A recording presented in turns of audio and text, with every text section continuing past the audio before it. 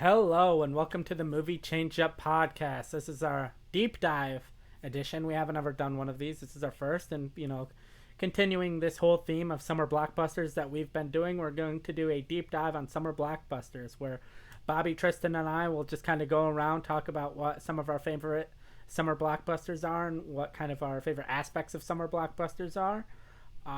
If you're, and we're going to talk the whole gamut of summer blockbusters. If you're watching this stream on either Twitch or YouTube, you're going to see two, can't point in directions. There we go. To my right, I guess, we have a Jaws poster. And then to my left over here, we got an Avengers Endgame poster, kind of the original summer blockbuster and kind of the most recent, like, summer blockbuster pre-pandemic era. So we'll be talking all things summer blockbuster. And if you haven't figured out what we're talking about today, then, well, you don't deserve to enjoy content. But first off, before we get started, let's go around and get everyone's kind of opinion on what constitutes a summer blockbuster to you, so everyone kind of gets a vibe of what we're talking about here. And introduce yourself. So, Bobby, what constitutes a summer blockbuster to you? Well, like you said, I'm Bobby, and if you've watched the show at all, been a mainstay, just like all three of us. But I think what constitutes a blockbuster is, summer blockbusters means it's in the summer, between, I think we call it, end of April or April through It's even August or something. It's even into March now.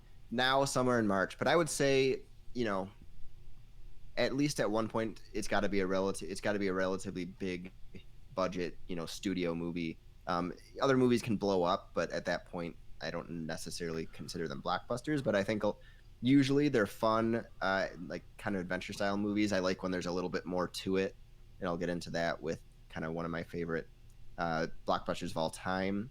A little more character involved, but if I'm just going to have a fun time at the movies for a summer blockbuster, I do want a little bit more kind of maybe more action heavy, a little bit more of a thrill ride. But some of my favorites aren't that, so I'll get into it later. All right, and Tristan, what about you? What do you think constitutes a summer blockbuster? Yeah, for me, a summer blockbuster, like you said, the definition of summer blockbusters really expanded. Like, I have Thor Ragnarok up there. I have Star Wars poster right here. Star Wars, of course, was summer, but Marvel has kind of like broken the formula of what a blockbuster is. They can put a blockbuster out in like February, and it'll do just as good. But for me, a blockbuster, of course, if we're talking summer blockbusters, it has to be in that range. But for me, a blockbuster is like the word of mouth is a really big part of it. Like, not necessarily the action, just like the idea that you're going out and like a water cooler kind of movie. You're talking to your coworkers and like, oh, you got to see, the new Guardians of the Galaxy. You got to see this or that, and that's how you get movies that are small that blow up and become blockbusters. And that's also how like these big franchises maintain like dominance. Is they're the conversation. So I think a blockbuster is really like a movie that's a conversation. Yeah, I definitely agree with both of you guys there. One of my times when I knew Avengers Endgame was going to be massive is I remember when Avengers or when The Force Awakens came out, a lot of the conversation was like, oh, are you going to see the new Star Wars movie? Are you going to see the new Star Wars movie? When Avengers Endgame came out, it was, what time is your showing for Avengers Endgame? Like, I remember at work, a guy came up to me and like, we had never talked to like comic book movies before. It wasn't like he knew I was into the MCU, and he just straight up asked me, oh, like, what time are you going to see Avengers Endgame? And I was like, oh, my tickets are for whenever they are. And he's like, oh, my tickets are for tonight. And that's when I knew this movie was probably going to beat The Force Awakens at the box office, and I think it beat it by about 100 million. I think it got about 347. Yeah, I think it got 347, and I think The Force Awakens was like 247 or 257 million for opening weekend. But yeah, I think it's one of those movies where you can just go up to someone on the street and ask their opinion on, and they know what movie you're talking about. Maybe they haven't seen it, but it's not. You don't have to be like, oh, is that the one about this one? It's like they know exactly what you're talking about when you ask them about if they have seen that movie. So that's kind of, to me, what constitutes a blockbuster. It's a movie that's just like in the conversation. Like, how well it's doing in the box office is like news on Good Morning America. Like, but all right, now that we've kind of defined what we're talking about here, the blockbuster, Bobby, do you have a favorite blockbuster franchise that you want to talk about? So if I'm talking franchises, there's a lot I can go or into. I guess I could say individual movie too. Well, it depends on where we want to start. I have both ready. So I'll start with franchises because that's where we're defining it on. And I would say uh, there's a lot of them, but my consistently like favorite one, and it spans a couple different, I guess eras of it, is the Batman franchise. Okay. So if you're gonna talk like my favorite blockbuster trilogy that were all summer blockbuster hits, it's gonna be the Dark Knight trilogy. And what I do love about that, with Christopher Nolan taking the reins of Batman, is that it is more than just the action thrill ride. A little bit more character study, especially on the villains. You get some fantastic performances out of it. Yep, Lego Batman. So if you want to go broad and just say any Batman, It was the only Batman movie I The could worst reach. Batman. yeah, They're all way right. up So there. I can't reach. yeah, but like even as a kid growing up, and like it was, my parents thought the original Tim Burton Batman and Batman Returns were like too dark, so it was like this big, kind of risky movie, to go that I would watch at friends' houses kind of deal. And then even the ones I watched growing up and loved, just like Batman Forever. Now I look at it and are corny, goofy movies, but I still do love that movie for what it is. Batman and Robin is even just such a good bad movie to watch, with all the ice puns and all that. So there's something to enjoy with every iteration of Batman that I've seen. And Joe is showing off his multiple Batman tattoos, but that's definitely been my most consistent throughout my life franchise that I've loved. That's continued over different eras and tones, including the 1966 one, which I wouldn't call a summer blockbuster, but it's definitely entertaining. It's great.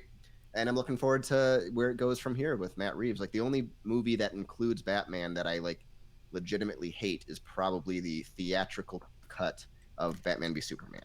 I don't like that movie. What about Justice League? It's at least got something to it. Like it's fine. I would take the original, but I would take theatrical BVS over theatrical Justice League any day. yeah, but... those ones are definitely the two bottom of the barrel ones for me. I do quite enjoy, at least to a certain extent, the ultimate cut of BVS, but obviously that wasn't really the theatrical experience I had. But yeah, I like Matt Reeves' Batman. One of the biggest movies I'm looking forward to coming up is one of the next big summer blockbusters. So that's where I'll start, is Batman, and a lot of it has to do with the villains. And I think a good villain can make or break a movie, and I think those movies consistently have at least entertaining villains. Yeah, Batman is a massive, summer blockbuster franchise. We got, I think, 3 upcoming live-action Batmans coming out. We have the Robert Pattinson in The Batman, the Matt Reeves movie, and then we have both Ben Affleck and Michael Keaton in the upcoming Flash movie, both portraying Batman. So. And you could even say maybe there'd be a Bruce Wayne appearance in Joker too, if that happens. There was, of course, a Bruce Wayne cameo in the first one. Oh yeah. So there's 4 active Batmans right now. Exactly. Yeah, plus anything that potentially might happen on TV or on HBO Max or anything like that. But yeah, Batman, obviously a massive franchise between the Tim Burton movies, the Joel Schumacher movies, the Christopher Nolan movies, and then obviously I think Matt Reeves' The Batman is my most anticipated upcoming movie. It kind of sucks that movie got delayed, but I don't even know when that movie's coming out anymore. I think it's like October 2022, but that could be wrong. That might be right. It sounds right.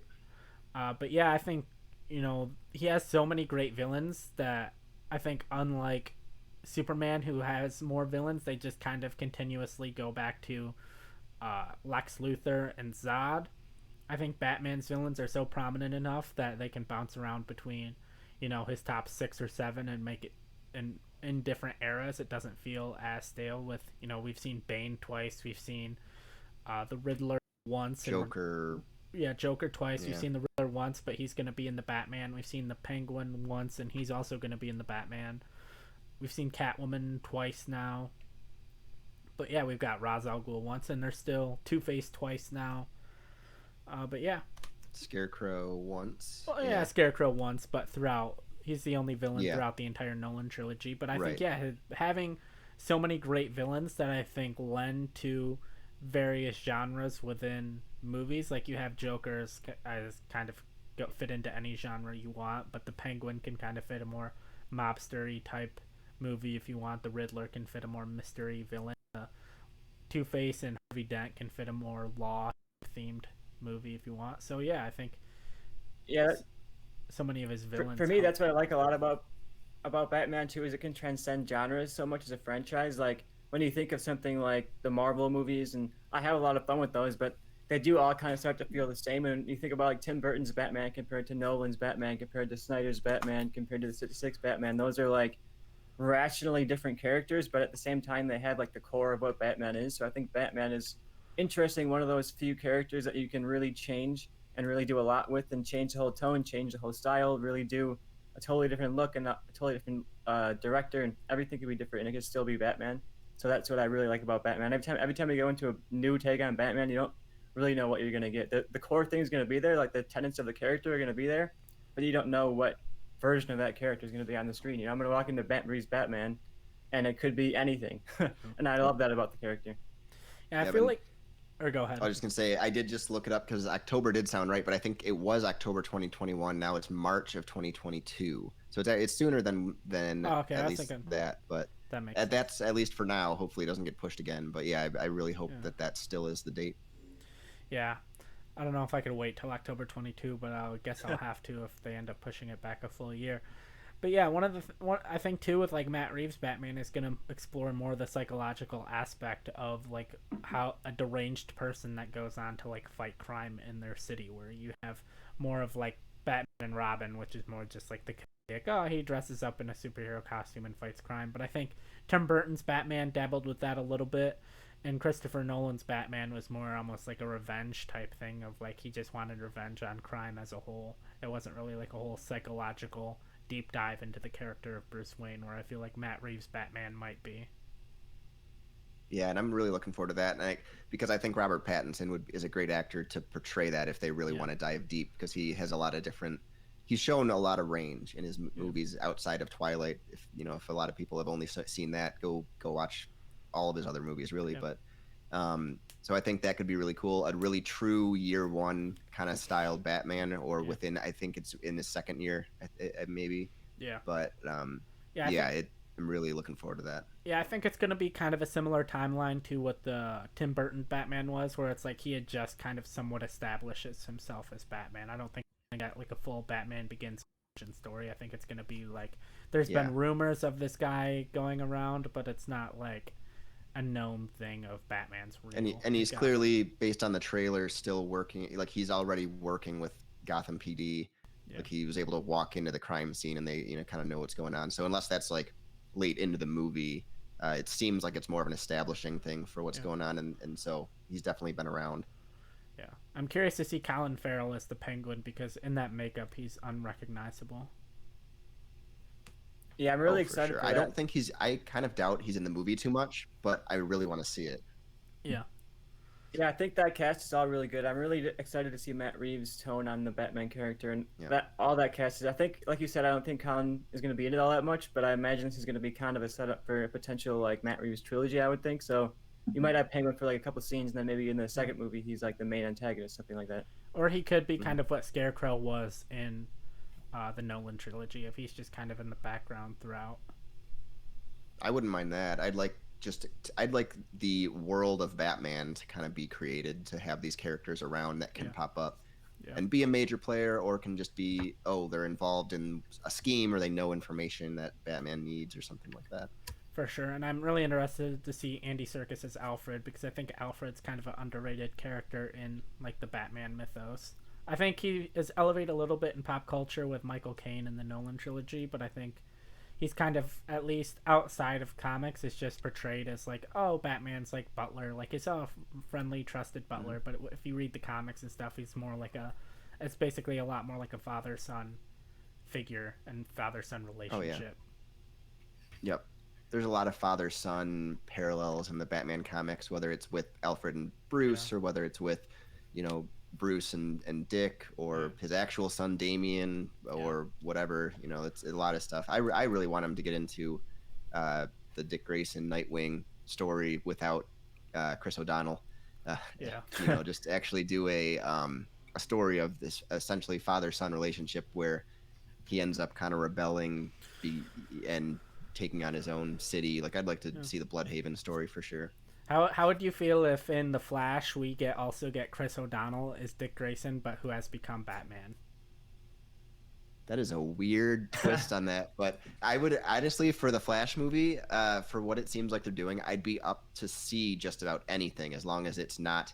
Now this is our Batman, but if it's a scene and we see that has happened, I'm Yeah. okay with that. I Like think if that's he go, actually what if fun. he goes to see? What if the Ben Affleck, Bruce Wayne sends Barry Allen to like the other flat, or somehow sends him to like the other Batman or whatever, and Barry Allen is in this other universe looking for Batman, and he finds Batman, and he takes off his cowl, and it's Chris O'Donnell, and he's like not Bruce Wayne, and Barry Allen's just confused. So Chris O'Donnell Batman takes him to Bruce Wayne. I mean, hey, if that's the extent of basically of what they do with that, sure, why not? I That'd be would think it fine. would be amazing, and I would give the movie a 10 Yeah. out of 10 just for No, that. I would love it.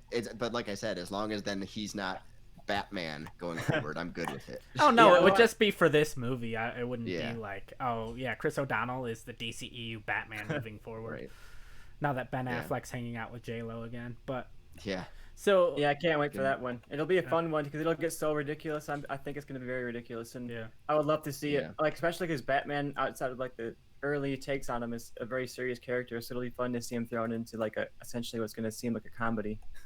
speaking of like the different takes on Batman, is there any take anyone wants to see on Batman that maybe is adapted from the comics or inspired by the comics that we haven't really seen yet in movies? Because I have one for me. I I mean, do too. one of my go-tos is The Long Halloween. I think that's a really good story, but I'd like to see Hush, Yeah, that storyline, because they did an animated version of it, and then obviously the comics, I think, is a really cool story and a villain that you can really, like, people that know Hush as a character from the comics will kind of know if they do it like the twist kind of in the comic, but I think it shows a lot of like almost like Mask of the Phantasm, a little bit of what it does for Bruce Wayne's character. Yeah. So I'd like to see that. Yeah, I think Hush is definitely the type of story that you could launch another trilogy with. Not that I think they're gonna launch another Batman trilogy when Matt Reeves finishes whatever he's doing, but I definitely because it's a nice introduction to most of his villains. So, Tristan, what were you gonna say for you? For me, not necessarily a specific comic arc, but I would like them to get into the Bat family. I think Batman has a really interesting supporting cast. We talked about Nightwing, but I think Batgirl is one of my favorite DC characters. I think she's a great character. You have the whole arc of her becoming Oracle, and you have like the representation of a paralyzed character on screen. And I think that would be a great character to bring into a Batman franchise, not just Batgirl, but the whole family. Most of the time when we get Batman, he's early on in his career. Like the Nolan trilogy was like an origin story essentially, and we did get like through to Rises, but we never really got like Batman's been doing this for a really long time, and now he's kind of like raised this group of people who are going to take it up after he's gone. Like that was kind of an element in Rises, but it wasn't really a big focus of it. So I'd like to see them get into the more of the Bat family, especially Batgirl, but just that element of Batman, who is this loner who doesn't have like a family connection, growing as a character into the point where he can have a family, where he can have these connections and have these people around him that he relies on. I think that's growth to the character that I love to see the big screen version of that character take on, who's been kind of stagnant. He's always kind of like the dark outsider character. And if he does have one connection, that's like the last arc of the movie or something. So I'd like to see like an actual storyline of him overcoming and building this family.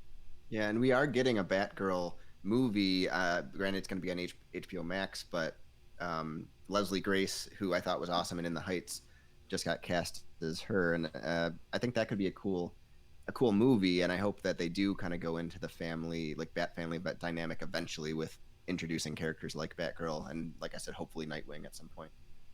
Yeah, for sure. And for me, I don't know if I necessarily have like, one thing I was gonna add for Tristan's is it kind of feels like the Superman and Lois, but of Batman, where it's kind of like we've never really gone that far in the comics before, so let's do it with a TV show, which I kind of like with Superman and Lois. But I feel like like having a franchise that kind of maybe just starts with him being an established character that everyone in his universe knows, and finding Dick Grayson, and then by the end of the trilogy, end of the series of movies, you have the entire Bat family there, and maybe it ends with Bruce Wayne dying and like leaving his legacy. Would be kind of a cool series of movies. But for me, the take I'd love to see is like boots on the ground, limited technology Batman movie set in 1939, which was when the character was released in comics. And I think that could be kind of interesting. You take all of the kind of mythos and stories that have been created since then and kind of go back in time and have a Batman movie that's dealing with like the early 40s mob would be kind of an interesting story. Yeah, that'd be really cool. I'd like, at this point we've seen Batman a lot, and I'd like a different take like that, you know, to change it up. All right, does anyone have anything else they'd like to add about Batman before we move on to Tristan's franchise? That's all I got. All right, Tristan, what is your favorite summer blockbuster franchise? For me, I want to stick within the superhero genre here a little bit, but move to the other side of the aisle and talk about Spider-Man. Okay. I think Spider-Man is a really iconic character. That Raimi trilogy was such a monumental part of my childhood, and I think a lot of our childhoods were in the similar age group where that, especially Spider-Man 2 for me, was like a huge movie to watch when I was a kid. And it really proved a lot of the critics wrong about superhero movies, and we take superhero movies for granted now. But I think back then there was this idea that, okay, X-Men made some money, but maybe that's just like a fluke of this one franchise, and nothing else has really worked. And then Spider-Man came along and proved that it can work. It can not only work, but it can be great to a way that I think hasn't been topped yet, that Raimi trilogy. And we do see multiple takes on a character, like Andrew Garfield's take, and it's kind of like this underrated, kind of forgotten take that I think is slowly gained a lot of like fan appreciation, and maybe on this new movie, assuming he's in it, he'll have a bit of a revival in that character. And that's another character too where there's been different takes on it. You got the Spider-Man game, which is a much different take than the Spider-Man movie, much different take than the cartoons have been. He's not quite as versatile as Batman has been on the big screen, but we did get Spider-Verse. We were starting to slowly expand the image of Spider-Man on the big screen. And I think with Spider-Verse and that huge cast, all the potential of that, I think is going to make Spider-Man an even bigger franchise going forward than it already has been. So I think Spider-Man is huge, and like Far From Home is by a mile the most anticipated movie of the year for a lot of people. And I think it'll be the one that breaks 100 million if anything does in 2021. And the fact that this franchise is still kicking after multiple reboots and multiple like failed movies that they had to pick up the pieces after, like that's pretty impressive. Yeah, that's one I was gonna bring up possibly. Like I was debating whether I was gonna do Batman or Spider-Man, but it's because of mainly the Raimi movies, specifically like the first one had a really big impact. That one of the movies that I saw in theaters that was like a pop culture, like it was like change in everything. Everyone in school was then saying with great power comes great responsibility and all that. Like it was it was the first time I ever saw a hero get kind of bloodied and beat up at the end like that. And it was that was very visceral and kind of a cool experience for me at that age. So I love the Raimi. Well, the first two, the third one has some good moments, but it's just not good. It's very, not very, good. Very, very bad. Yeah, that was one of the more disappointing experience I've ever had. But the reason I didn't bring it up is because I love Tom Holland as Spider-Man, but those movies so far have been good, but doesn't kind of have the special. I don't know. It doesn't quite hit the same to me as the Raimi movies, but I do like them. And I love Tom Holland, so I really want to see what they do with No Way Home. Especially with all the different possibilities of like multiverse, Spider-Verse kind of deal that they're doing. That's people are saying they're doing. I'm on my hot take now. I've posted in a chat that me and Tristan are in that I'm actively rooting for all of those rumors and speculation to just be wrong. And Andrew Garfield and Tobey Maguire are not in that movie at all, and it has nothing to do with the multiverse. And basically all of the speculation and theories, and I just want to watch all of the fanboys freak the fuck out when they watch the movie, and it has nothing to do with that. To be fair to some of the speculation, one of them is literally Alfred Molina saying he's in the movie and talking about his role as Doc Ock. And Jamie Foxx, too. I forgot about that aspect of it, but those two have announced that they are in it. Yeah. But I still would love if like it deals with the multiverse, but Andrew Garfield and Tobey Maguire are just not in the movie at all. They may not.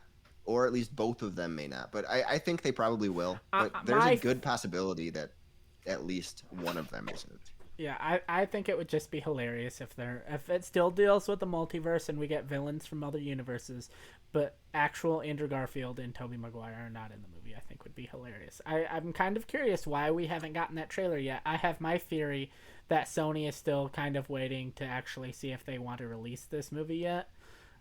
Because all of these movies so far are still kind of underperforming, and with the whole Delta variant and all that picking up, I would understand why a studio would be cautious about releasing their big movie of the year right now. But back to actual Spider-Man at hand, I'm not as high on the Raimi trilogy as you guys are. Like, I respect it, it's good, it's just not one that I normally go back to. For me, my two favorite Spider-Man movies are Homecoming and Into the Spider-Verse.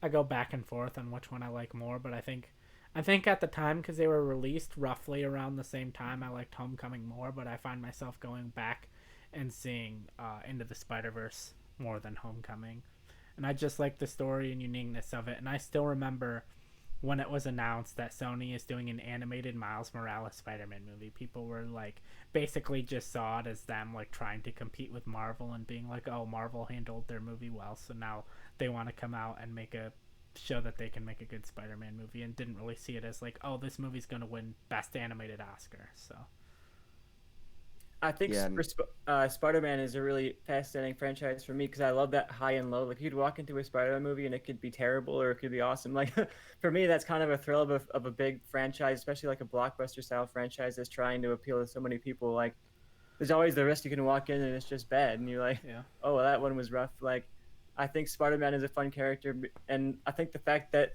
like Spider-Man 3 came out and it was terrible and it was awful, but people still want Tobey Maguire to come back for the new one, and people still watch those movies and love them. And even both of the Andrew Garfield movies weren't received all that well, especially the second one. People are still like, hey, Andrew Garfield, come on back, be Spider-Man. Like, people are still accepting of that man as Spider-Man, and those both of those actors as Spider-Man.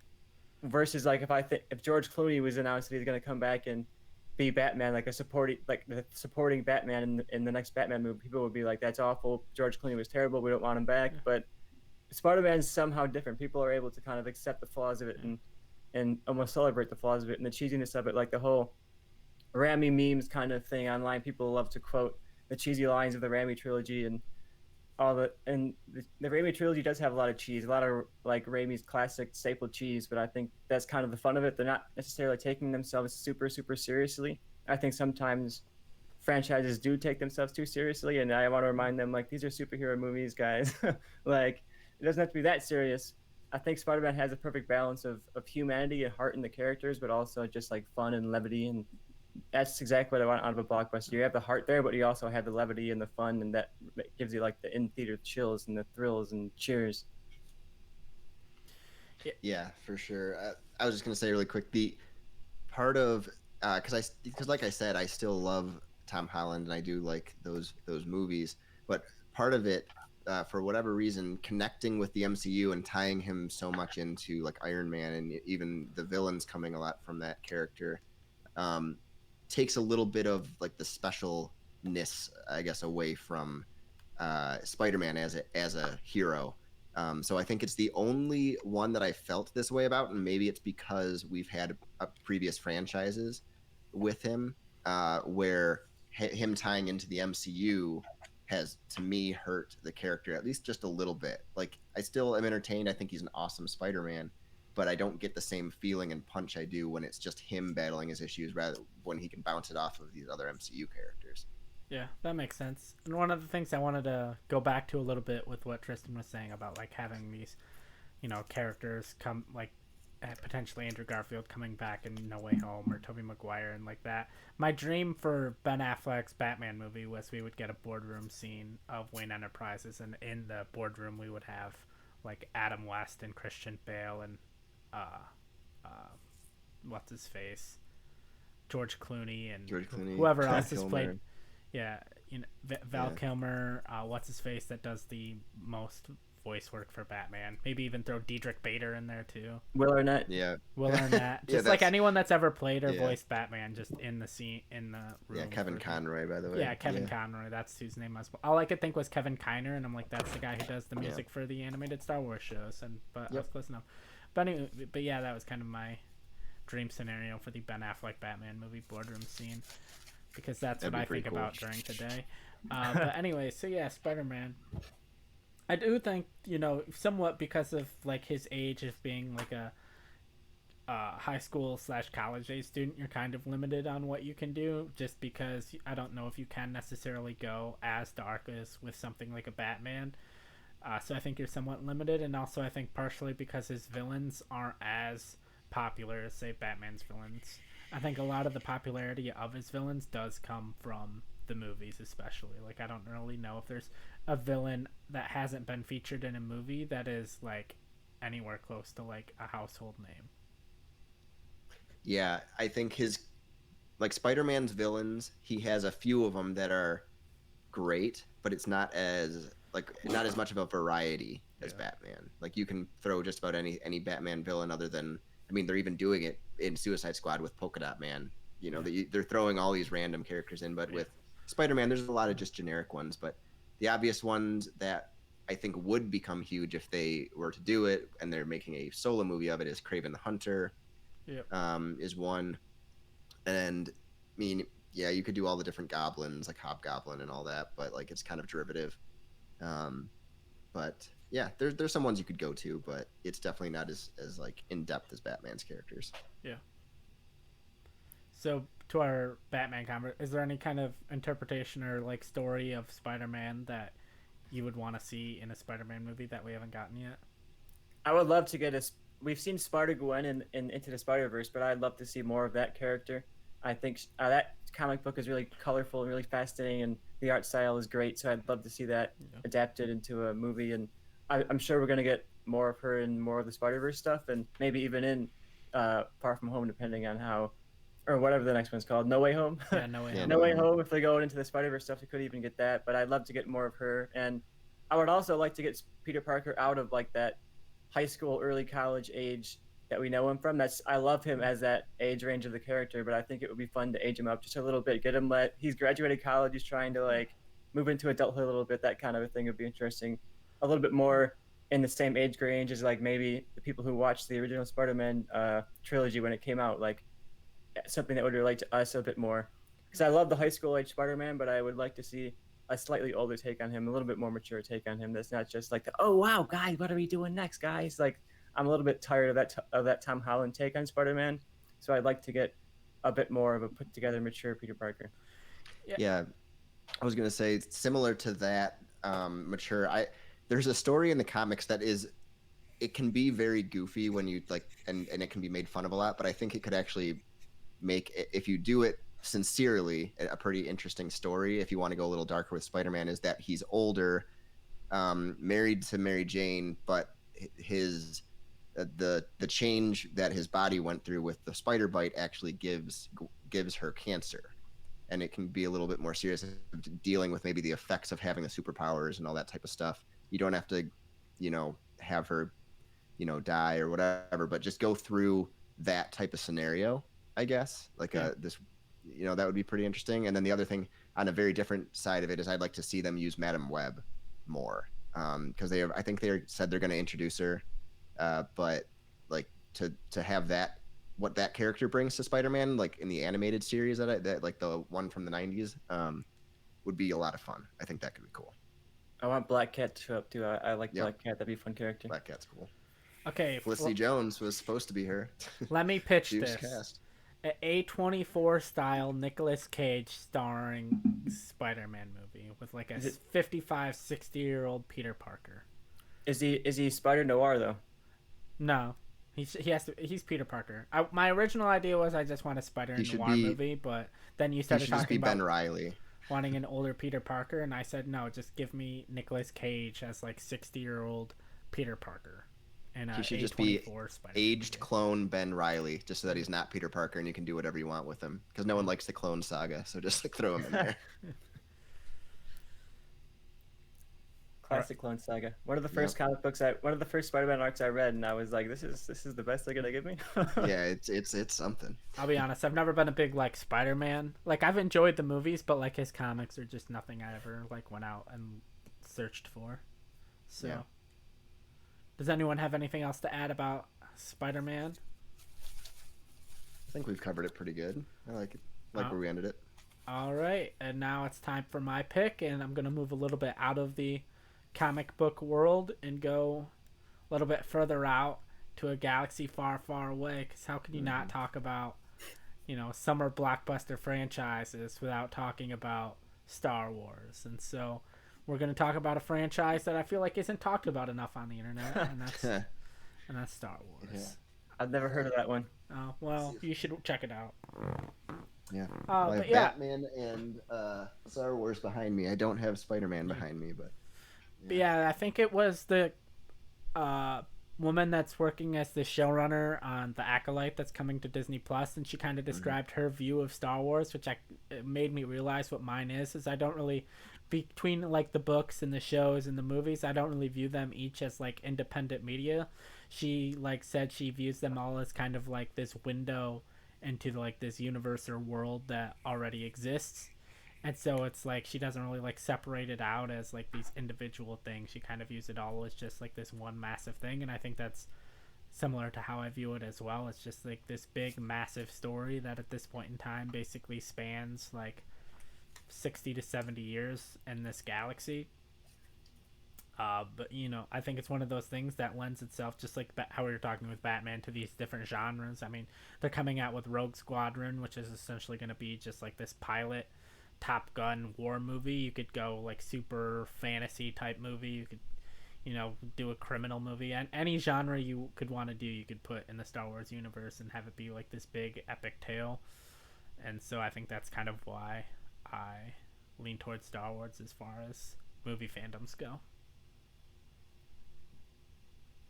yeah, I mean, for sure, Star Wars is definitely one of my favorite, if not my favorite. Like, if I didn't choose Batman, like Star Wars is probably the one. I mean, it's again, like you said, never talked about on the internet at all. So I avoided it a little bit, but. So I had my top three. I was gonna say Star Wars was my number one, and I said if no one says Star Wars, then I'll say Batman. If no one says Batman, I'll say MCU. But I'm like, I was debating between. After you said Batman, I was debating, do I want to do Star Wars or MCU? And I did, after Tristan did Spider-Man, I didn't want to do MCU. So I'm like, I guess I'll just do Star Wars. Yeah, but like Star Wars, I mean, if you go in my basement right now, there are like 4 lightsabers. There's hot toys of a bunch of things. There's whatever, a Kylo Ren helmet.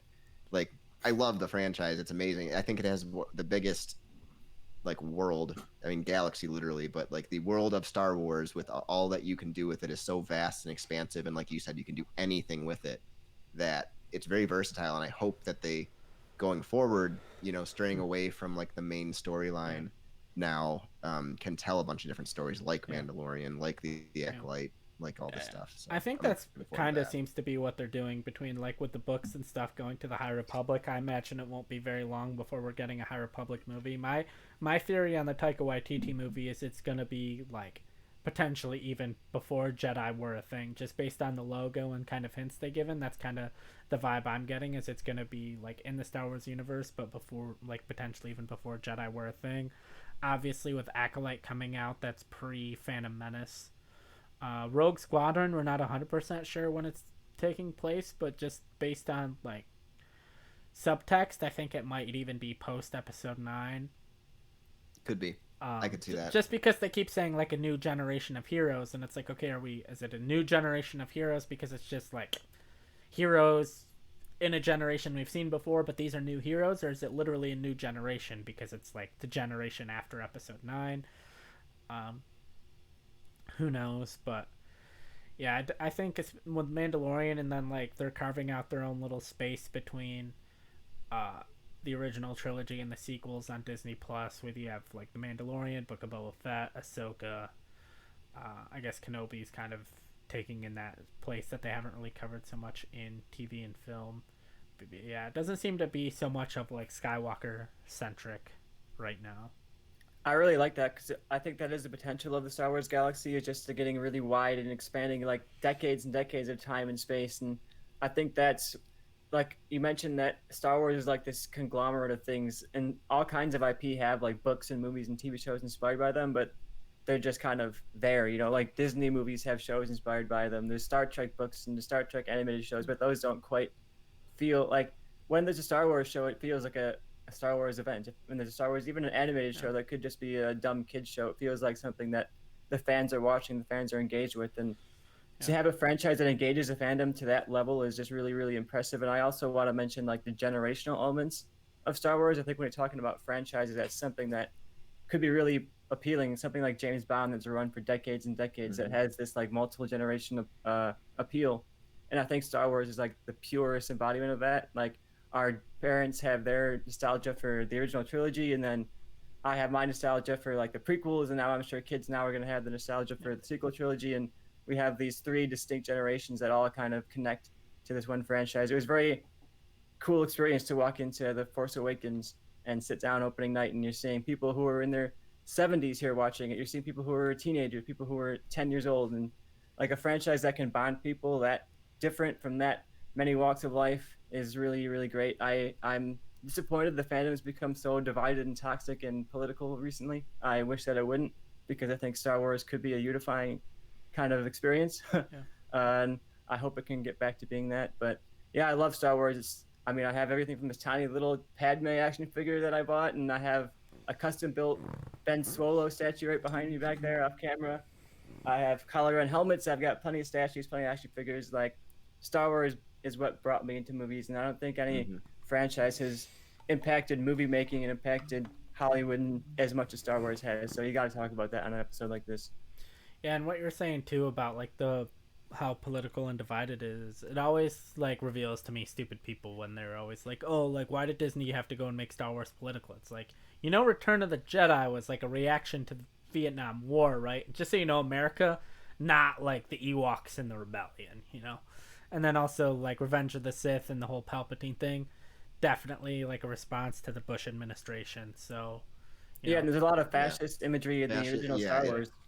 Yep, because the Empire are definitely not Nazis. Like, Literal stormtroopers. They're literally called stormtroopers. People are. I saw the unrelated, but it was thing on where like the U.S. Army or the U.S. Marines or something had posted something a few months back in celebration of Pride Month, and one of the comments was the military should not be enrolled in politics, and I'm like, what? The military. I don't. The military is. I was like, I didn't know that much stupid could fit inside a person, but, but yeah, like Star Wars has always been politics. Star Wars is essentially like old stories that George Lucas grew up on, all combined together and packaged into, one thing. He's kind of like Quentin Tarantino before Quentin Tarantino was Tarantino, where he basically, here's all the things I love.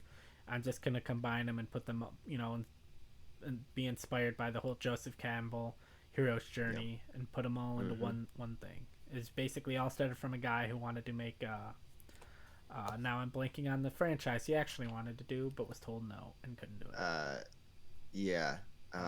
Flash Gordon.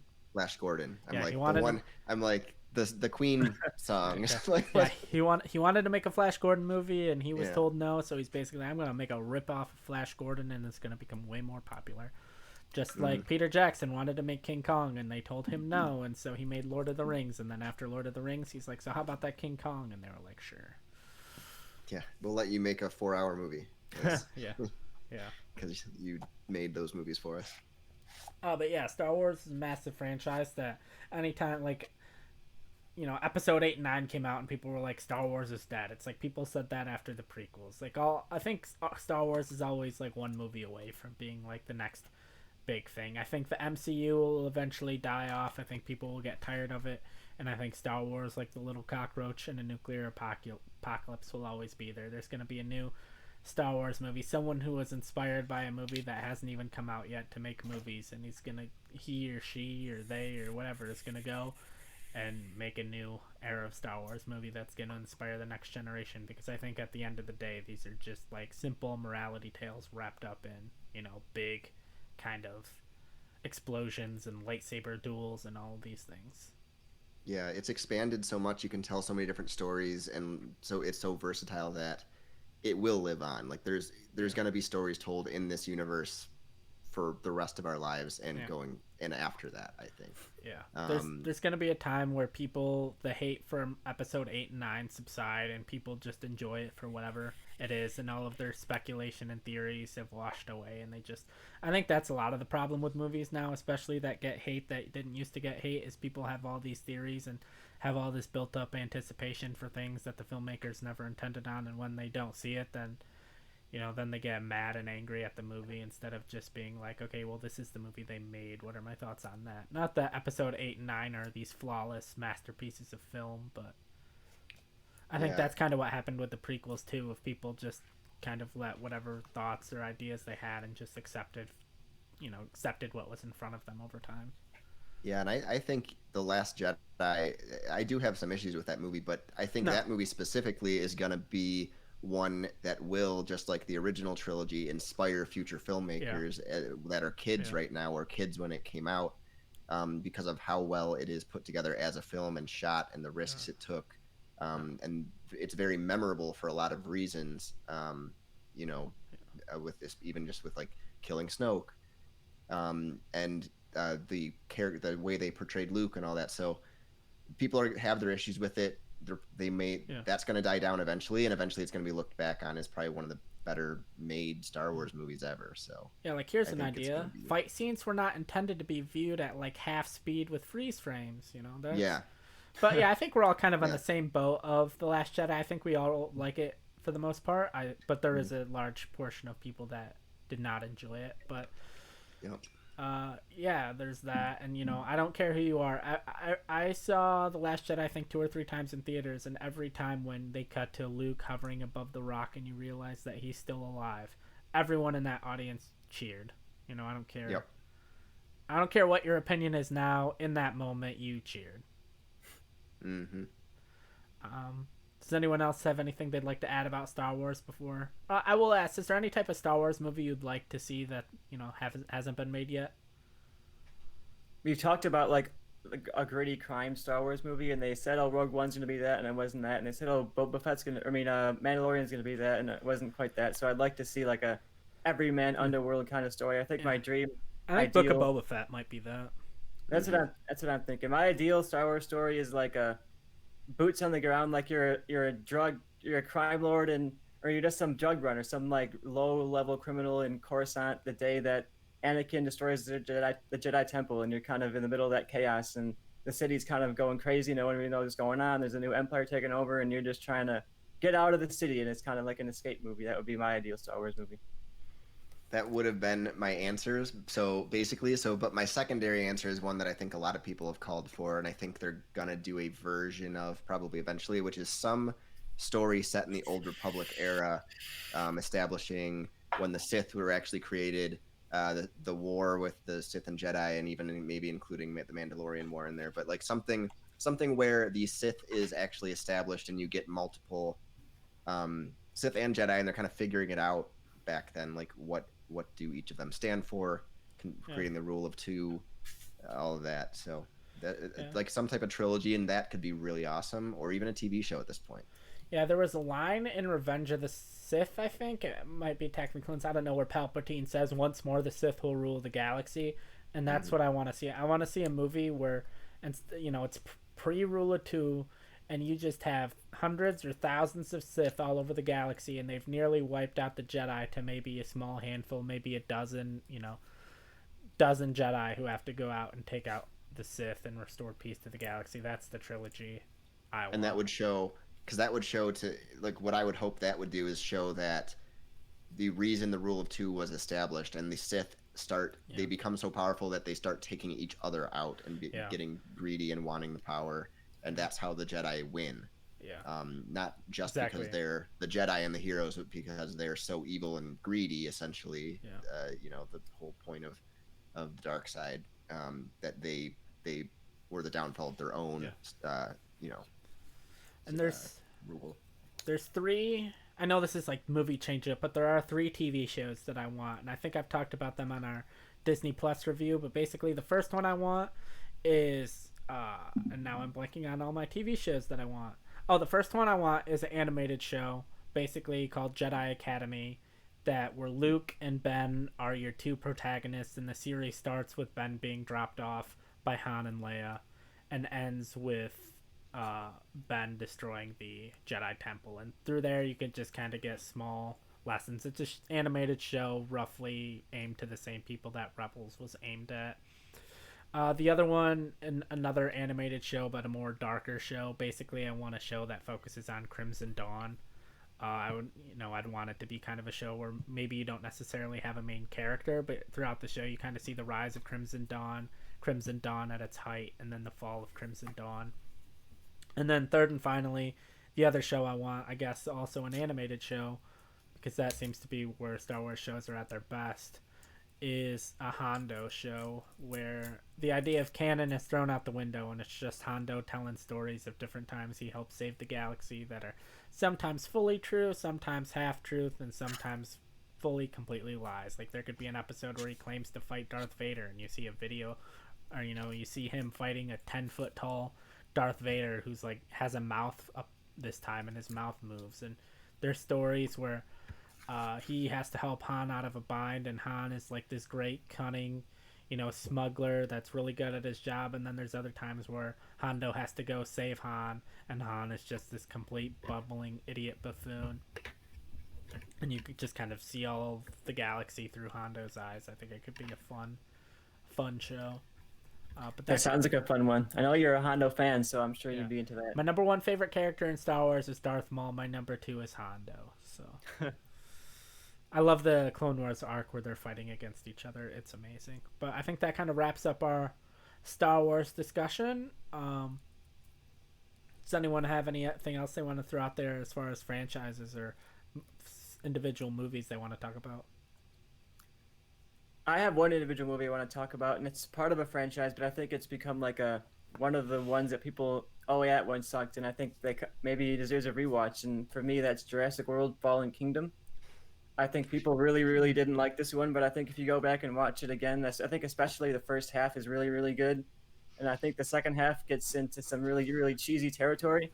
But I think even the second half is shot really well, and there's some really, really striking imagery in this movie throughout. So if you're gonna watch it on a nice TV, and you can find it for pretty cheap. I bought this for like $5. So if you want to get a rewatch to a nice, gorgeous looking movie with some really good effects, some cool dinosaurs, and some really bad villains, and some really cheesy kind of plot, but I had a good time with it, and I think it might be worth a revisit if you are one of the people who thinks it sucks, and maybe you got a third one coming out, so maybe it's a good chance to rewatch this one. All right, I'll say if you're watching me and Bobby smiling right now, while during the pre-show while waiting for Tristan to get on, what we were talking about as Tristan got on was the Jurassic Park franchise, and me saying I've never seen Fallen Kingdom because I didn't really care about Jurassic World and everyone said it sucked. Fallen Kingdom sucked, and then Bobby was just telling me all the reasons why Fallen Kingdom sucked. So tell me, Bobby, why it sucks. So here's the thing with Fallen Kingdom, it is directed and shot beautifully, and there's some awesome scenes. The opening is one of the best scenes in a Jurassic Park movie. It's very, very cool, and there's some good moments, but the first Jurassic World didn't make me care about the characters. It was just kind of a fun movie. The second movie made me care less about the characters and actually dislike our heroes for the most part. I think they became dumb and like contradictory to where their characters should be at this point based on everything that's happened. But for the most part, it's just that it's a very messy, like you said, plot for the most part, and script, not just the plot, but the actual script and dialogue, I think is bad. The CG and everything, it's very well shot. There's some really cool scenes, but as a story, for someone who, if you didn't bring up a movie, which was Fallen Kingdom, I was about to talk about the first Jurassic Park, which is one of my favorite movies of all time, as an individual movie in a franchise that has been up and down since. I enjoy 2 somewhat, I can watch it. 3 is just like a basic get off the island action movie, and it's okay. Like, I saw it in theaters and I really liked it then, and it's kind of just gone downhill every time I watched it. But the first Jurassic World is a fun movie, and I liked it. I'm like, oh, it's a return to form. It's like a fun kind of thing. The second one feels like a movie that had a beginning point, and they just knew at the end of the movie, we need to set up this movie where the dinosaurs are free, because that's where we really want to go with this franchise. And they took two messy kind of movies to get there. So it's making me not really look forward to the third one, even though I might end up liking it the best out of them because it's the movie that they wanted to make in the first place. But the second one to me is just it's hard to watch because of how bad the plot is, basically. Even the first half, which is relatively entertaining, I don't like our heroes or our lead characters, so that's like one of the main problems. But yeah, it's a very well shot, well directed. It's scarier than the first Jurassic World. It has some better thrills and intense stuff, but the cloning, the daughter, that whole storyline is so bad and corny. The bidding on the dinosaurs, even when you look at the prices they pay for dinosaurs, is silly. Like, it's low, ridiculously low for these creatures. And the idea of using them for war and all that, when like we have all this technology that will probably be better than a raptor running up on someone. Like, it's not exactly it wasn't for me, and I hope I like the next one. There's a lot of nonsense in the plot to get things where they got to be. It feels almost like two movies that they merged into one movie, and none of them are quite finished. But like you said, I think it's shot really, really well. So I bought on 4K for pretty cheap, and just like I love the visuals. I think it looks great. I think it has some really intense, thrilling scenes, and the hero is not great, but I honestly liked him a bit more in this than I did in the first one. I thought the first one they were really like walking cliches, and in this one I think they gave him a little bit more to work with. Yeah, Joe's got the first Jurassic World there. I just think they're making our heroes take the complete wrong lessons from the original movie, and like the entire intrigue and the entire like the entire character arcs and what our characters learned in the first movie, and then you're taking that and being like, all right, now we want to save the dinosaurs and do all this stuff that, no, we've shown that this is not, they just shouldn't mess with it and even do it in the first place. Don't, what are you doing? I just think you're making them take the wrong lessons from what's going on. And then you have Jeff Goldblum as Ian Malcolm actually making the right points in the courtroom, which he's in the movie for like 3 minutes, but he bookends the movie, and he actually is like, he's the one you should be listening to, not our lead characters, basically. Yeah, I would chime in more, but I've seen 2 Jurassic Park movies, and it's the first one in Jurassic World, so it's all I know about these movies. Those are probably the 2 best. First one's really good. Jurassic World exists. I love the first one. I mean, obviously, that's an iconic movie, and I would probably put Fallen Kingdom at number 2 for me. I think I really was impressed by it. I didn't like it the first time I watched it, but I've revisited it a couple of times, and it's really grown on me, so I'd probably put that at number 2. But yeah, this is not it's a franchise that is in the pop culture lexicon, but weirdly, there's like one really good movie in the whole franchise, and the rest of them are like all right. Yep. Yeah, the first one, like I said, one of my favorite movies of all time. It goes back and forth whether it's number 1 or not, but love it. Seen it a million times. And because I like, the characters, like I do like seeing like Ian Malcolm show up, and Alan Grant show up, in the second and third ones and that. So they're at least watchable to me. Jurassic World's fun. And I really just, Fallen Kingdom, very well shot movie that I don't like. Anybody else got a movie to throw out there? No, I was just gonna say, as J.A. Bayona directed Fallen Kingdom, don't watch Fallen Kingdom. Watch A Monster Calls. That is a much better movie. I would recommend watching that. I watched A Monster Calls in preparation for Fallen Kingdom because he was announced to be directing it, and I'm like, I'll watch that. And then I watched A Monster Calls, was like, this movie's great, and everyone said Fallen Kingdom sucks, and so I never actually ended up watching Fallen Kingdom. But the movie I'm gonna throw out there is a movie that is one of our 2 posters, and I think deserves to be talked about, and that's Jaws. Jaws is great. It's the first kind of summer blockbuster. Came out in 1975. It's about a shark that just goes around eating people, and it's the only time that plot has ever worked in a movie that didn't suck. It's kind of we've talked about Jaws a lot on this show, especially Johnny and you. But I knew if Johnny was here, he would have said it, but unfortunately, Johnny is no longer with us, or he's at work and couldn't be on today. You decide.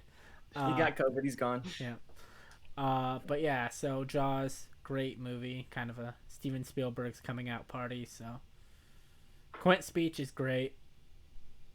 If you watch Jaws and are like, I don't like this movie, then you just don't deserve to have any kind of screen in front of you ever.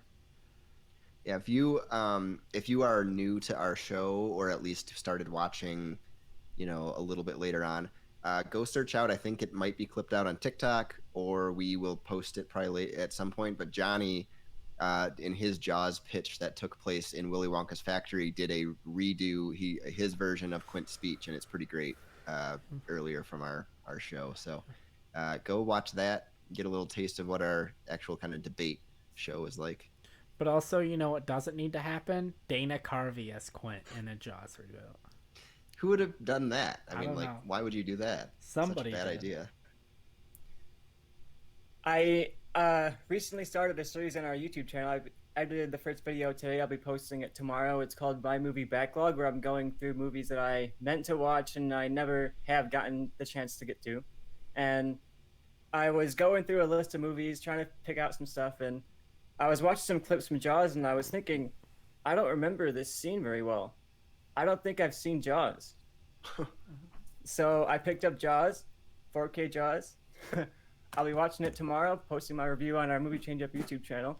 So check it out. I'll be posting it probably next week sometime, probably next Tuesday. My first time watching Jaws. I've seen it probably when I was a kid, but it's been so long that I have no knowledge of the beat for beat scenes. I know some of the lines, some of the moments, but it'll essentially be a first time watch, if not an actual first time watch. So I'm excited to watch Jaws. Wow. I can't add to the conversation, but I haven't seen it, I guess. That's crazy. I mean, but you know what? There are movies like that. I found You don't there are deserve movies, to be on our stream anymore. He's gone. Bye, Right. Tristan. But there are movies, and I'm trying Let's to have think of one actual off the top film of my head. aficionados here. Yeah, but there are movies like that where you grow up and you've probably seen it, or you know so much about it from pop culture that you think you've seen the movie and then realize you haven't.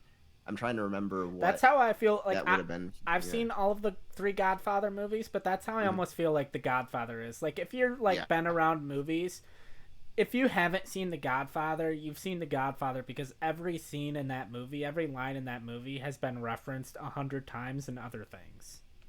Yep, and the story has kind of been taken and at least referenced or homaged in a million movies since then. So same with Risky Business, which is not on the same level of The Godfather, but I watched that for the first time 4 or 5 years ago, and I realized, every family sitcom that has come out since then has copied this plot. So if you've watched a few family sitcoms, you've essentially seen the entire plot of Risky Business. Of kids' parents are gone, for the weekend, so he throws a party, and then an item gets broken at the party, so he decides to throw an even bigger party to make money to replace the item, and then at the end, there's one thing that he doesn't notice when he's cleaning up at the end, and he gets caught.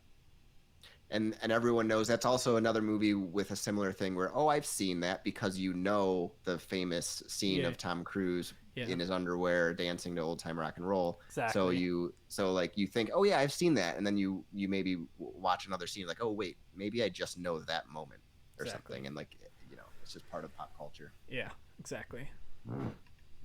All right. Does anyone have anything else they want to throw out there or talk about as far as film franchises?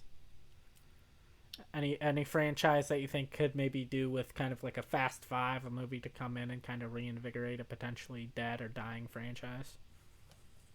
I have one suggestion. Transformers, I think, could use a really big boost. For sure. Yeah. I like Bumblebee. I brought Bumblebee up as a potential one to mention as a kind of forgotten entry in the franchise. I enjoy Bumblebee. I wouldn't say I love Bumblebee, but it was a pleasant change of pace for Transformers. So I'd like to see that franchise actually be good for once. Yeah, I watched that on a plane. I really liked it. I think if all of the other Transformer movies didn't come out before then, I think Bumblebee would have been a bigger hit. But I think people are just so done and over with that franchise because so many of the movies have been bad.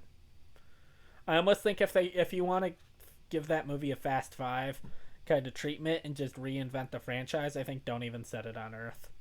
I think do a complete off-Earth Transformers movie, and then maybe it ends with them coming to Earth or something, but for the most part to just completely set yourself apart from everything else. Yeah, I think Transformers, there's a lot of built-in nostalgia for that IP, and I think that's purely what those movies make money off of. Like people going in saying, "Oh, this one's gonna be good," and then it's not, and then like this next one comes out and the trailer's all right, and people are like, "This one's gonna be good," and then it's not. And I think that bubble is essentially kind of bursted. People are slowly realizing they don't have to go see these Transformers movies anymore. So I would love to see some kind of revival of that, whether it's out in space and it's all Transformers all the time, or whether they're able to actually something like Bumblebee, a grounded kind of character story. Yeah. I just desperately think that franchise needs something new. Yeah. I think a franchise that needs some type of revival, whether it's, I don't know about a Fast Five type thing, but just some type of revival, is the Alien franchise. Yeah. I love Alien, obviously, and Aliens. And it's been, and Prometheus I like more than most people, but it definitely needs, even just box office wise, Alien Covenant and all that, like everything has gone down the drain for the most part, and it is, it can be a great franchise, and I think they're making a TV show still of it that's coming out, but that's one that I'd love to see back as like a mainstay franchise. Yeah, I know Chappie wasn't well received and Neil Blomkamp's work hasn't been great, but I think looking back, the best option for that franchise would have been to let him make the Alien movie he wanted to make, and maybe it would have been terrible and would have been kind of the final nail in the coffin for that franchise. But Prometheus and everything that Ridley Scott was doing wasn't working out either. So and I agree, because I think Neil Blomkamp doing a franchise like that is actually where he would fit better at this point, because his original stories, now we've seen he likes to kind of tell the same story for the most part in different ways, and they don't always work. It worked in District 9, didn't really work after that. So because his direction, I think, is always pretty good, good or great, and it's the stories and his writing that kind of hinder it. And I think putting him in the bounds of a franchise, as long as he doesn't tell District 9 story in Alien, like I think that could have been really good. Yeah. Oh, I saw.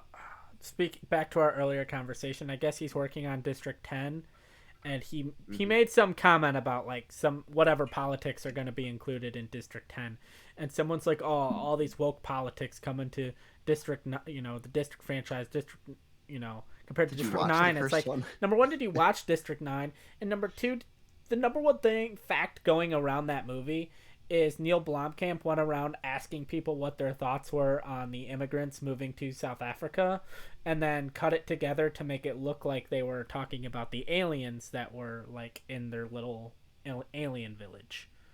District 9. Exactly. Got it. Yeah. Yeah. For sure. But yeah, so for me, the franchise that I think needs kind of a reinvention, and I think they're doing that because I think Margot Robbie is going to be in kind of I don't know if it's a full reboot or just kind of a soft reboot or whatever it is, but Pirates of the Caribbean. Because Pirates of the Caribbean was kind of like my Star Wars when I was like younger.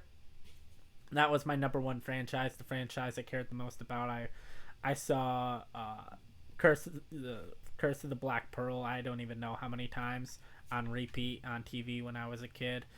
But I think it was just so many of the subsequent movies were so bad that my love for the franchise has fallen off. I'll watch Curse of the Black Pearl probably like once or twice a year, and I'll occasionally maybe throw on the next two every other year or so after that. But like the fourth one, I think I've watched once and I was like, this is garbage. And I think the fifth one, I don't think I've ever actually gotten around to seeing. Yeah, I love the first one. I watched that like you, like a million times. And the second, the basically that original like trilogy of films, the first three, the first one's awesome, love it. It keeps to a relatively simple premise. The next two, still love the characters, but the plots got very convoluted and the movies got so long, that it kind of hurt it. But I can still watch them, like they're still good. They're still like entertaining movies. Then the fourth one is just bland, and like you said, I never saw the fifth. So it's just kind of consistently gone downhill. Yeah, I've seen the first two. I loved the first one a lot. I thought the second one was pretty impressive. I thought the effects surprisingly hold up really well even today. I think the J.B. Jones effects look great even today, and a lot of the shots look great even today. So I think that's a plus for the franchise. But it's kind of I don't know if I'd call it a blind spot. I've seen the first two, and I haven't heard a lot of good stuff about the rest of them. But it's one franchise I'd throw in someday. Yeah, first three I kind of like. The second one is the second two are kind of like a part one and a part two almost. They are. It's like one 6-hour movie, basically. Yeah. Yeah, so I would say because they're if you've long. seen So the first two and enjoyed the first two, I would definitely say watch the third one, but like don't watch the fourth one. And I can't say not to watch the fifth one. I've just heard so many terrible things, and I didn't like the fourth one so much. I just haven't seen it. So yeah, that's a franchise that I don't know if Margot Robbie, like I like her as an actress. I've liked her and everything she's done so far. I don't know if that's necessarily the direction I'd want to go. I think it'd be more interesting with Zoe Saldana, and as prominent as she is just to take her character from the whichever one she's in and just basically spin off her character. I think she's famous enough now that like they don't have it doesn't have to be like this big thing of like, oh, we're focusing on her character. It's more just like Zoe Saldana is leading a Pirates of the Caribbean movie. yeah, because I think part of the problem they ran into was essentially making Jack Sparrow the lead. Yeah, when he because wasn't. he's an awesome character as a co-lead or a side, secondary character to our lead heroes. Like Will Turner, as kind of the learning how to be a pirate kind of character was like that, and his relationship, and that kind of drove the first three movies for the most part. And when they were pretty much gone, and it was just the fourth one being like, oh, here's Captain Jack and he's the lead, it became a lot more bland because he's such a kooky character that it's hard to follow him as your lead and really care about him. Yeah, it's basically so essentially Pirates of the Caribbean is essentially Star Wars but pirates. You have Luke Skywalker. You have Will Turner is essentially Luke Skywalker. Elizabeth Swann is essentially Leia. Jack Sparrow is essentially Han and Obi-Wan rolled into one character. And it'd be like if they did the original Star Wars movie, and then all of the other movies after that, Han was just more prominent, and by the like third movie, Luke was essentially a cameo. Yeah, pretty much. And then That's it. It's an interesting franchise. Like you think a franchise literally based on a ride at Disney World would be so bad, but like that it's the one thing where I hear like, oh, they're making a movie about Jungle Cruise, they're making a movie about Tetris, they're making a movie about Barbie, and that could be terrible. But I go back and I say they made a movie about the Pirates of the Caribbean ride at Disney World, and it was actually awesome. You could say the same thing about Lego Movie. Like, one of those movies that comes out and the premise just sounds so bad in the face of it that you're like, this can't be good, and then despite all that, it wins you over. So I think it's really impressive about that franchise. Bobby, you might have seen Tristan and I talk about it in our Disney Plus review, but do you have any guesses at how long the runtime is for Jungle Cruise? Based on your question, it's leading me to think way longer than it should be. So I'm going to say 2 hours and 25 minutes. 2 hours and 38 minutes. Holy shit. Why? It's a boat movie with The Rock. Yeah, I was gonna go see that for a review, but I'm gonna sit No, for 3 hours watching this. Blows my mind. That movie is gonna. I fully expect this movie's gonna be adequate. Like I don't think it's gonna be great, but I don't think it's gonna be bad. I'm not gonna sit in the theater or pay $30 to sit in my house and watch a 2.5 hours of adequacy. That's what I was just thinking. Yeah, that needs to be a 2 hours at most movie. Yeah, that to me, like me and Tristan talked about this. What has happened to the hour 50 movie? Because that's what Jungle Cruise should be, a solid hour 50. Yep. And you look at movies that come out this year, like people have gotten to the point where if it's under 2 hours, we're like, wow, that's a short one. Yeah. I'm like, okay, so are you sure? Because I googled Jungle Cruise runtime and it says 2 hours and 38 minutes. Okay, so I'm looking on Rotten Tomatoes essentially, and it says 2 hours and 7 minutes, which sounds way better. That's okay. Yeah, I'm okay with 2 hours and 7 minutes. Google was telling me 2 hours and 38 minutes. Huh. Yeah, but I've seen that happen before with movies, like, and I forget which one that there was a rumor of the runtime being like close to 4 hours or whatever, and like Google was saying like that's what it is, but it didn't say what the source of it was. Okay, but if you just Google, it's what it popped up. IMDb is also saying 2 hours and 7 minutes. So okay, maybe it is, and 2 hours and 7 minutes I feel like is perfectly fine for Jungle Cruise. I might actually go see it now.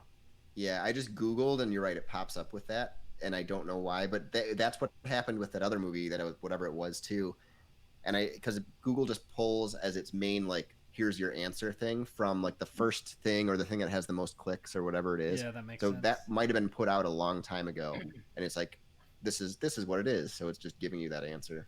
That makes sense. And I'm way Thank more God. down for a 2 hour and 7 minute Jungle Cruise movie. Yeah. All right. All Well, right. with that being said, yeah. Yeah, now we got our Jungle Cruise rant out of the way. Anything else? Anyone have anything else they want to add as far as talking about the summer blockbuster franchises or summer blockbusters in general? It's called a deep dive. We could talk about whatever. Yeah. I just want to, I just more of like kind of closing thoughts. So if you have something else you're bringing up, like I just wanted to see if you guys had anything you're looking forward to, any blockbusters or franchises coming up. We've only got like a month left in the summer season, but for the rest of the year, we've got a few blockbusters. So is there anything on your radar that you're really hyped over? Dune. Well, I think Dune's gonna be great. I'll be shocked if that movie makes more than like $70 million at the box office opening weekend. That movie's gonna eat shit.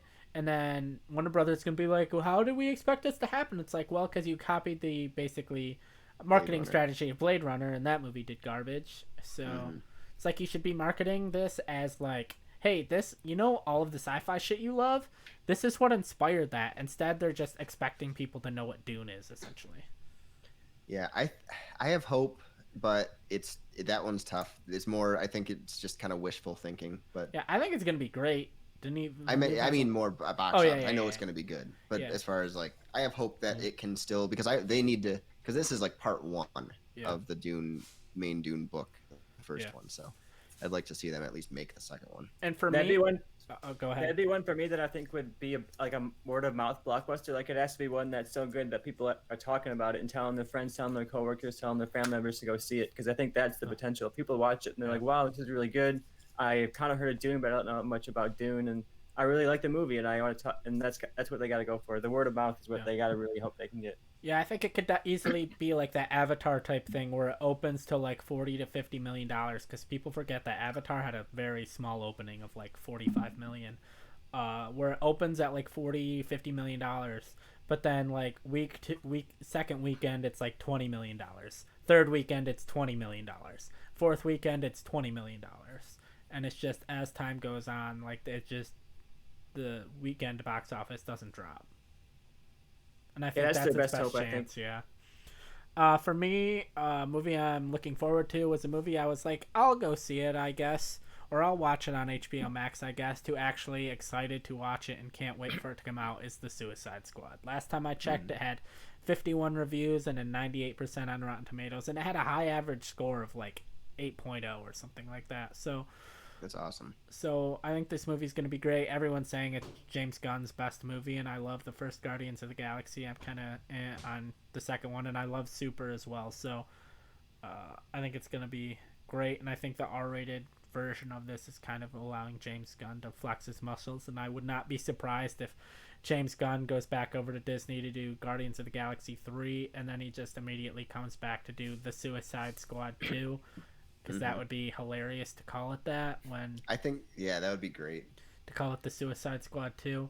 And then just kind of stay with Warner Brothers, making Suicide Squad and making other various HBO movies if they're going to allow him to do R-rated movies, because Disney is not going to allow him to do that. Yeah. I think to make it more consistent with the titling, it should actually just be The Suicide Squad TOO. Because like you have Suicide Squad, The Suicide Squad, and this one's The Suicide Squad 2. So then you have all three. Or just two Suicide Squad. And then the third one we have Suicide Squad Tokyo Drift. And the fourth one is just for some reason Suicide Squad again. Squad. No. It's just called Suicide. Yeah. I'll have one ticket to Suicide, please. Yeah. But yeah, that movie looks great. As far as upcoming blockbusters, Tristan, did you have one, or did you say one? I don't really. Oh yeah, we were talking. I'm curious about Matrix 4 a little bit. I think that could be a total failure. That could be something that comes out and it's like the Wachowskis are just still off their game and not quite hitting it, and then it just kind of kills the franchise. So I imagine if it doesn't do good, like Matrix is not going to come back. So if this does do well, though, I think it could really revive the franchise and revive the Wachowskis as directors, who have done some good stuff here and there since The Matrix, but have definitely not been like the critical darlings that they once were. So I think Matrix 4 has a lot of potential to be huge or to fail. I think Matrix 4, basically all the Wachowskis can do is succeed, because if the movie sucks, no one's going to care, it's going to bomb, and Matrix is dead. great. It's not like Matrix was exactly thriving before this movie. And so everyone's right back to where they were. If the movie's amazing, then maybe we get a Matrix 5, or maybe we get like a spin-off show on whatever streaming service, and it, relaunches the Wachowskis' career, and now they're in a much better spot. So I feel like they're either going to be in a much better spot, or everything's going to be exactly where it is now. Yeah, I agree, because they killed their own franchise essentially with the second two, really the third movie, but the second two movies. So yeah, I'm curious about it, because the Wachowskis haven't done anything that I've liked, in a long time, but I like their style, and I'd like to see them return to form and put out a good movie and maybe reinvigorate the franchise. Yeah, I like Speed Racer. That's pretty good. I like V for Vendetta that some other guy directed, but everyone knows they directed V for Vendetta. Yeah. All right, I think that takes care of our deep dive. We barely talked about the MCU because the MCU's garbage and no one should watch it. Oh, of course, yeah, because we never talked about that. Those movies. We wanted to shed light on some other less popular franchises like Star Wars, Batman, and Spider-Man. So, yeah, but obviously everyone knows that's the biggest franchise right now, and I think that's part of the reason we did avoid it. Is it's the obvious answer at this point. And I almost feel like there's not much to say about it. Like, it's an ongoing franchise. We know what everyone's thoughts are on it. There's nothing really to add to it. And everyone knows Thor: The Dark World is the best one. So. Oh, of course. Yeah. But what I want to say before we kind of wrap up is I just hope the summer blockbuster or the blockbuster movie just continues to be a thing in theaters after the pandemic. And I'm waiting for the next kind of. I'm waiting for a movie to do normal numbers again at the box office for these movies, and so that they can actually put them out, and that we can continue to see them in that way, because I love seeing them in theaters. So if if you feel safe, go back to the theaters and support movies that you like, and these big, and hopefully we'll continue to get some entertainment on the big screen for years to come. One quick question I had for you guys is, comic book movies obviously right now are dominating movies. You look and it's whether it's Warner Brothers and DC or Marvel or whatever. What do you think the next big thing to dominate is? Because I think it's probably very clearly video game movies. I think that's once they figure that out, I think that's probably what's going to take over. Yeah, that's definitely where they have to figure it out at some point, and once they do, it's a there's so many video games that you can make movies off of, and a lot of them, because what they need to figure out is just take the characters and premise from these older games. If you're making an older game that doesn't have a plot, just take the characters everyone loves and put them in a pretty simple story with very good lore and all that. I think you can make a pretty sick kind of Spider-Verse type movie with Mario, fully animated. You have kart racing scenes, have Mario Party type elements. I think you could make a really just fun Spider-Verse tone movie with Mario. Yep, that, and then now the new games, you can follow similar plots because they're very cinematic. So I think once they figure that out, they can put out some great movies. Yeah, I'm curious because we've had Tomb Raider and Detective Pikachu movies that are decently fine and don't forget about Rampage. Box office movies. Yeah, Rampage, those are. We laugh at them now, but I think that's comparatively the quality of the stuff that you're getting from the comic book genre in the early 2000s to the late. Those aren't any worse than the first X-Men movie, I would say. The first X-Men movie has tons of cheese and tons of goofiness of them still trying to figure out the genre. So I think we're seeing that in this early stage of video game movies. I think TV is going to be a really good spot for video game stuff too. The Pedro Pascal Last of Us show is coming to HBO Max, I think, next year.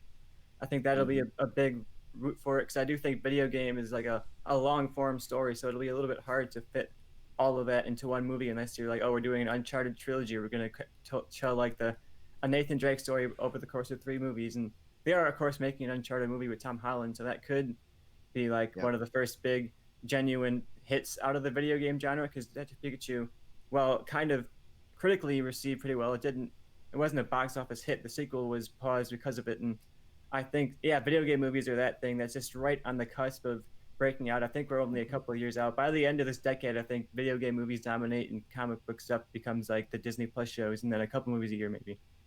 Yeah, potentially. I agree with that. As long as I get my Batman trilogy every few years, I'll be happy. Yep. Yeah, and I want to address Bobby's thing too. If you feel safe, go see movies in the theater. It's going to be interesting to see how the box office adjusts over the next like year and a half with all these the Delta variant out there now changing the conversation and the conversation. Maybe we're going to go back to masking, go back to distancing. It'd be a rough move if we had a whole another year of limited box office. It'd be hard for these franchises to maintain because these budgets are like $200 million sometimes, and it's like they gotta at least, if not more, they gotta make that money back. And if they're not making it back, I think we're going to see a bubble pop on a lot of the stuff, and we might see a lot of these blockbusters start to fall back in some way. Yeah, even if you don't feel safe, movies are worth dying over, man. Go catch coronavirus and see Suicide Squad in theaters. That's my message. There you go. There we go. All right, does anyone have anything else to add before we end the stream? Nope. Okay. All good. See ya.